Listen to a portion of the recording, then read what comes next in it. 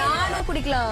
முதல்ல alternative tea இருக்குல்ல நம்ம கிட்ட. பேசிக் இதுதான் பார்க்கணும். அது பேசிக். நீ முதல்ல மேல படிச்சிருந்தா உனக்கு தெரியும். ஹாய் ஹலோ எல்லாருக்கும் வணக்கம் and welcome back to our channel. Bigg Boss வீட்டுக்குள்ள இன்னைக்கு 3வது ப்ரோமோ என்ன அப்படின்னு சொல்லி பார்த்தீங்கன்னா ஷாப்பிங் டாஸ்க் தாங்க. அதாவது ஷாப் பண்ண போகிற டாஸ்க் கிடையாது. ஸோ இது ஆரம்பத்தில் கொடுத்த அதே டாஸ்க் தான். அதாவது இந்த சீசனில் கொடுத்த ஷாப்பிங் டாஸ்க் எதுவுமே வேலைக்கு ஆகல அப்படின்னு சொல்லிட்டு ஸோ ஆரம்பத்துலேருந்து வந்து அதே ஷாப்பிங் டாஸ்க்கை கொண்டு வந்துட்டாங்க. அதாவது ஷாப்பிங்கான பொருட்கள்லாம் வந்துட்டு ஒரு 2 நிமிஷம் வந்துட்டு இந்த பிளாஸ்மா டிவியில் காட்டப்படும்.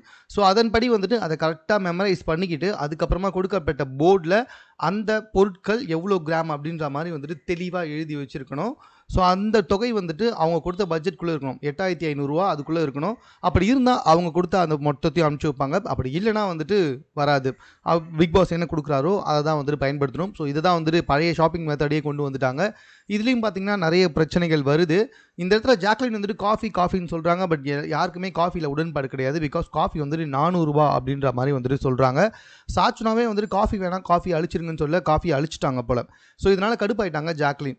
ஸோ காஃபியை வந்துட்டு 1 வீக் ஃபுல்லாக குடிக்கலாண்டா அப்படின்ற மாதிரி வந்துட்டு நம்ம ஜாக்லின் சொல்ல அதுக்கு விஷால் வந்துட்டு அதுக்கு ஆல்டர்னேட்டிவாக தான் நம்மக்கிட்ட டீ இருக்கே அப்படின்ற மாதிரி வந்துட்டு சொல்லிட்டாரு.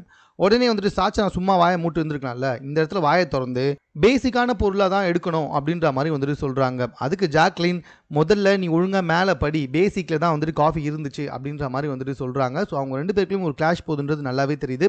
இது எங்கே போய் முடிய போகுது அப்படின்றத பொறுத்து இருந்து பார்ப்போம்.